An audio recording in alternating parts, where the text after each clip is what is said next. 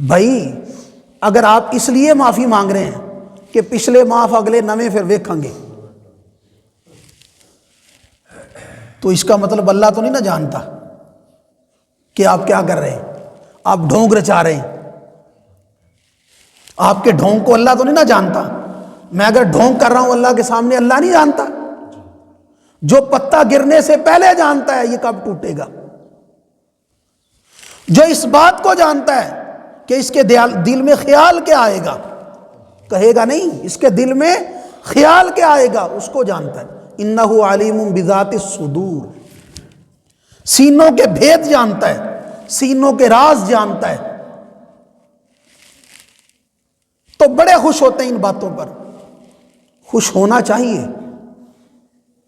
اللہ جس کو معافی کا، اخلاص دل سے معافی کا موقع دے دے، اس کو بہت خوش ہونا چاہیے کہ یا اللہ میری پچھلی زندگی کے گناہوں کو معاف کر، میں آئندہ جو اگلی زندگی ہے اس کو صحیح بنیاد پر استوار کروں گا۔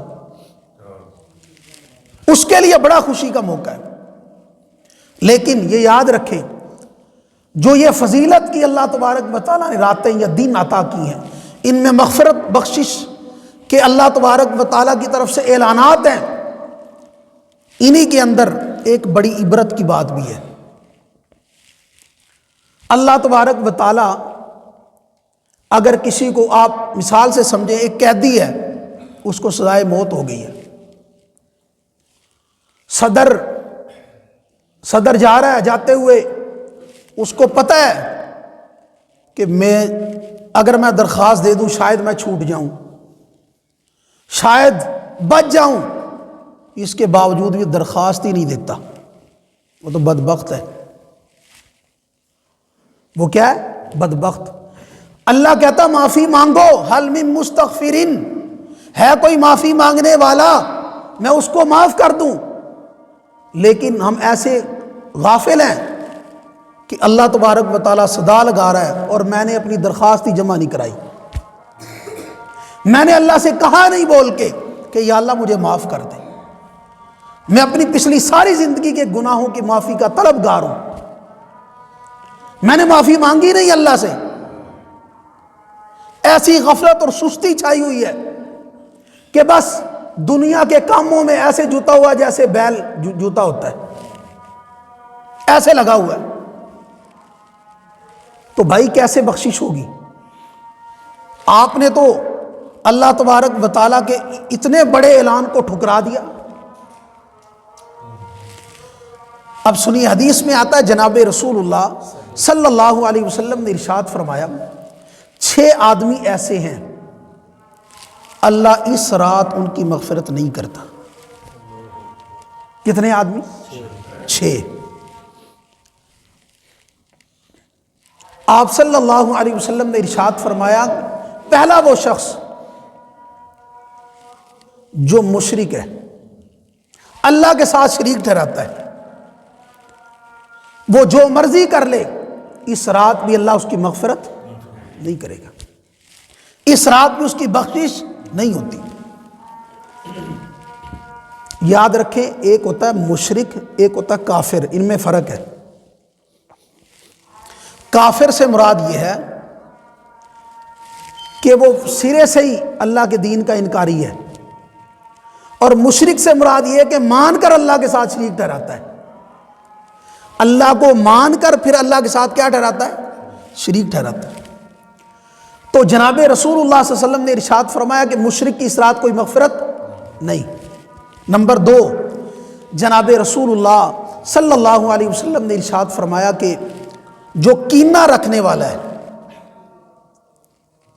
جو دل میں کینہ رکھنے والا ہے، بغض پالنے والا ہے، جسے کہتے ہیں ویر پالنے والا ہے، اس رات اللہ اس کی مغفرت نہیں کرتا۔ اور حدیث میں آتا ہے جناب رسول اللہ صلی اللہ علیہ وسلم نے ارشاد فرمایا کہ سوموار کو اور جمعرات کو ایمان والوں کے اعمال اللہ کے حضور پیش ہوتے ہیں، اور اس کے بارے میں اللہ فیصلہ کرتا، اچھا اس کو بھی بخش دو، اس کو بھی بخش دو، اس کو بھی بخش دو۔ جناب رسول اللہ صلی اللہ علیہ وسلم نے ارشاد فرمایا، جو جو لوگ آپس میں لڑے ہوتے ہیں، ایک تو ایسا ہے کہ وہ صلح چاہتا ہے، وہ تو اللہ کے نزدیک صلح کرنے والوں میں ہے، لیکن دوسرا شخص ایسا ہے کہ دل میں ویر ہے، اس کے کینہ پالا ہوا ہے اس نے، وہ کسی صورت کوئی موقع ضائع کرنے نہیں دیتا کہ کوئی مجھے موقع ملے اس کی عزت اچھالنے کا، میں اس کی عزت اچھالوں گا، یہ ہے کینہ رکھنے والا، کینہ ور۔ آپ صلی اللہ علیہ وسلم نے ارشاد فرمایا، اللہ فرماتا ہے ان کو رہنے دو جب تک یہ آپس میں صلح نہ کر لیں، اس وقت تک ان کا کوئی عمل اللہ کی بارگاہ میں قبول نہیں۔ تو آپ صلی اللہ علیہ وسلم نے فرمایا کہ اس رات بھی کینہ ور کی بخشش نہیں ہوتی۔ نمبر 3، جناب رسول اللہ صلی اللہ علیہ وسلم نے ارشاد فرمایا، جو شخص ڈاکہ زنی کرتا ہے، ڈاکہ ڈالتا ہے، اللہ اس رات میں اس کی مغفرت نہیں کرتا۔ ایک ہوتا ہے چوری، ایک ہوتا ہے ڈاکہ، اس میں فرق ہے۔ چوری کہتے ہیں کہ کسی کا مال غفلت میں کوئی چرا کر لے جائے، اسے کہتے ہیں چوری، اور ڈاکہ کہتے ہیں کہ زور پر کسی سے کوئی چیز چھیننا، زور زبردستی سے اس کے پاس سے کوئی چیز، اس کا مال چھین لیا، اس کو کہتے ہیں ڈاکہ۔ تو ڈاکہ ڈالا، اس کو ڈرایا، ڈرا دھمکار کر اس کا مال چھینا۔ آپ صلی اللہ علیہ وسلم نے ارشاد فرمایا اس رات بھی اللہ اس کی مغفرت نہیں کرتا۔ اور ایک حدیث میں آتا ہے، جناب رسول اللہ صلی اللہ علیہ وسلم نے ارشاد فرمایا، جب ڈاکو ڈاکہ ڈالتا ہے اس کا ایمان سینے سے نکل جاتا ہے، اس کا ایمان سینے سے نکل جاتا ہے۔ اور ایک حدیث میں آتا ہے 3 آدمیوں کے بارے میں یہ حدیث، آپ صلی اللہ علیہ وسلم نے ارشاد فرمایا جب ڈاکو ڈاکہ ڈالتا ہے اس کا ایمان آسمانوں پر چلا جاتا ہے۔ آپ صلی اللہ علیہ وسلم نے ارشاد فرمایا جب زانی زنا کرتا ہے اس کا ایمان بھی نکل کر آسمانوں پر چلا جاتا ہے۔ جب زانی زنا کرتا ہے اس کا ایمان بھی نکل کر آسمانوں پر چلا جاتا ہے۔ تو ایسا بڑا گناہ ہے کہ اللہ تبارک و تعالیٰ اس سے ایمان کو سلب کر لیتا ہے، ایمان کو کیا کر لیتا ہے؟ ایمان اس کا سلب ہو جاتا ہے۔ تو جناب رسول اللہ صلی اللہ علیہ وسلم نے ارشاد فرمایا جو کسی سے بغض رکھنے والا ہے، کینہ رکھنے والا، کینہ، اس رات بھی اللہ اس کی بخشش نہیں کرتا، اور جو ڈاکہ ڈالنے والا اس رات بھی اللہ اس کی بخشش نہیں کرتا۔ نمبر 4، آپ صلی اللہ علیہ وسلم نے ارشاد فرمایا جو شراب کا عادی ہے، جو شراب کا عادی ہے، اللہ تبارک و تعالیٰ اس رات میں اس کی بخشش نہیں کرتا۔ یاد رکھیں یہ شراب بہت بڑا گناہ ہے۔ حدیث میں آتا ہے جناب رسول اللہ صلی اللہ علیہ وسلم نے ارشاد فرمایا الخمر جماع الاثم، سارے گناہوں کی جڑ شراب ہے، سارے گناہوں کی جڑ کیا ہے؟ شراب۔ اور ایک حدیث میں آتا ہے جناب رسول اللہ صلی اللہ علیہ وسلم نے ارشاد فرمایا کہ شرابی آدمی جب شراب پیتا ہے اس کا ایمان بھی سلب ہو جاتا ہے، اس کا ایمان بھی کیا ہو جاتا ہے؟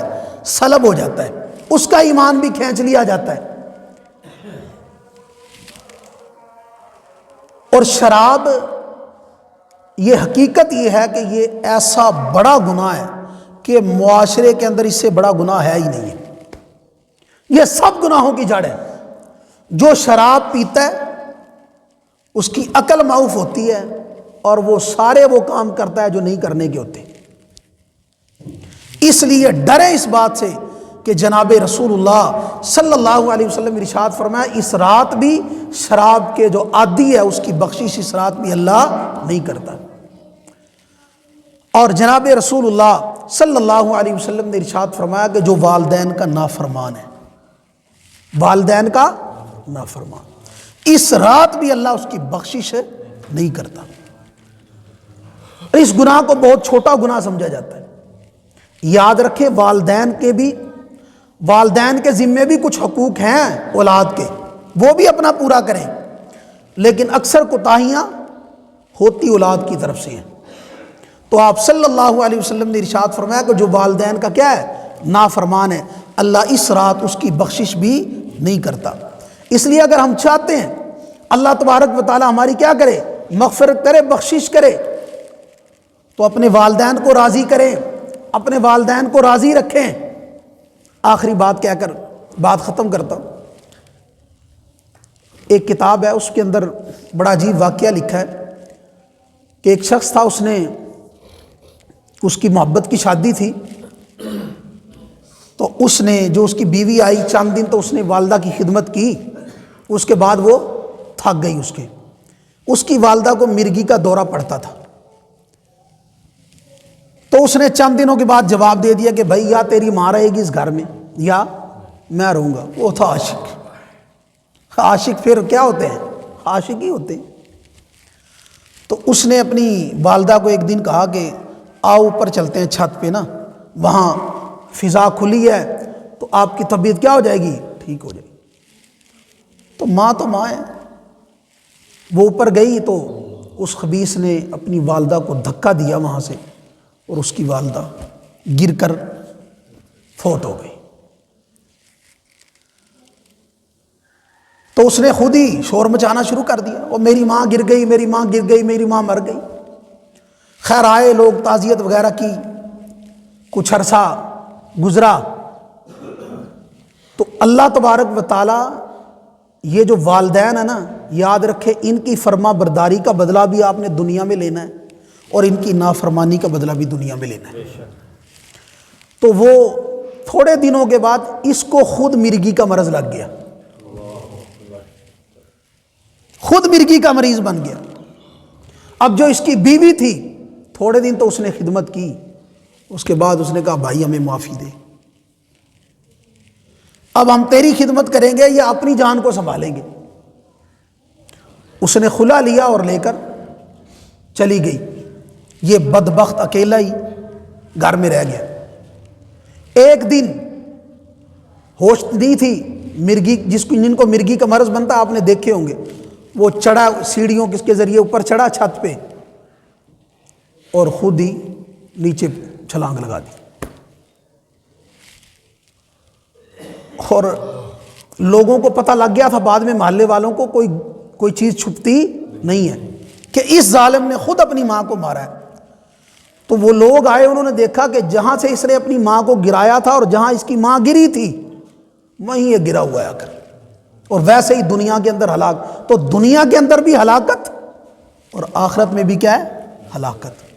اس لیے اپنے والدین کو راضی رکھیں، خدا کی قسم اللہ آپ کی دنیا بھی بنائے گا، اللہ آپ کی آخرت بھی بنائے گا۔ وآخر دعوانا الحمدللہ۔